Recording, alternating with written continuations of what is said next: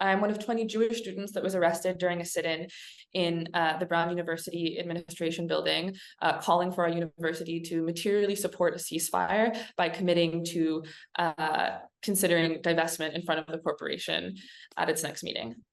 So the night before we were supposed to appear in court for our arraignment, we got word that Brown had decided to drop the charges in entirety and not to go forward with asking for any sort of community service or fine, any sort of retribution for our act of doing the sit-in.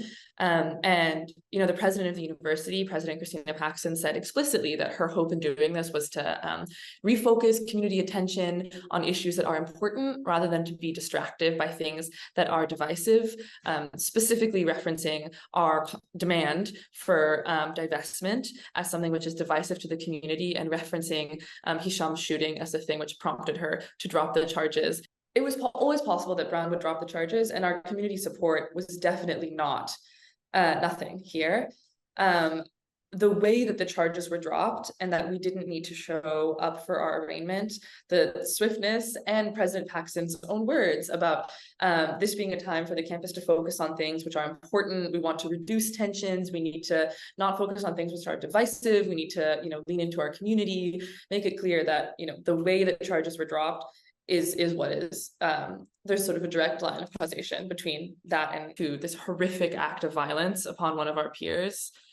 3 young Palestinian men, all students at American universities, were in Vermont. They were on fall break. They were walking down the street, speaking to each other in Arabic. They were wearing their keffiyehs, and as a result, they were victims of a really horrendous hate crime. Every single statement about anti-Palestinian racism and solidarity that has come out of the university has been a response directly to one of its students getting shot. And I think that there's a sense among many that it's just too little too late. I think that as Jews for Ceasefire Now, we reject the notion that pushing for a divestment, pushing for our university to stand for justice is what's divisive. It's actually the refusal to engage with this, the refusal to hear Hisham's voice and the voices of other Palestinians on campus that have been asking for serious recognition of the violence that is being inflicted on them and on their families and on their homeland. That's what's divisive.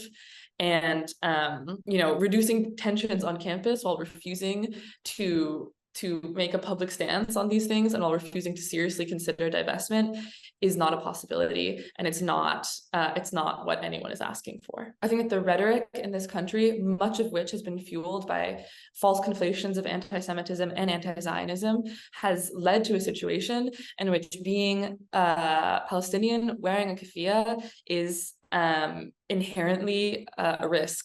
And I think that our university official rhetoric has only contributed to that by refusing to acknowledge, that this is not a war between 2 equal parties. This is a genocide in Gaza. And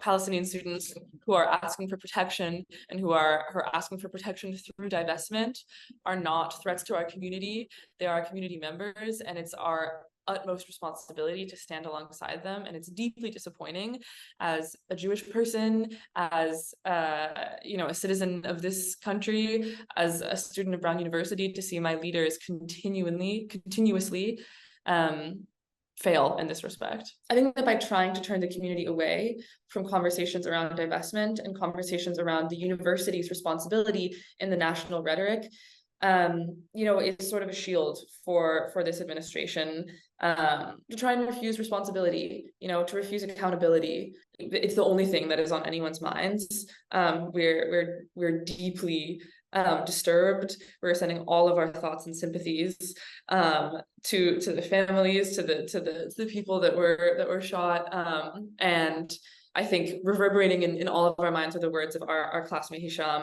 who wrote something which was delivered to us at this healing vigil, where he, the sentiment of which was, I understand that you're all deeply affected because you know me, but I would ask that you also keep this level of emotion for those that you don't know who are victims of anti-Palestinian violence in the land of Palestine every day. And I think that the entire community has been heeding his words.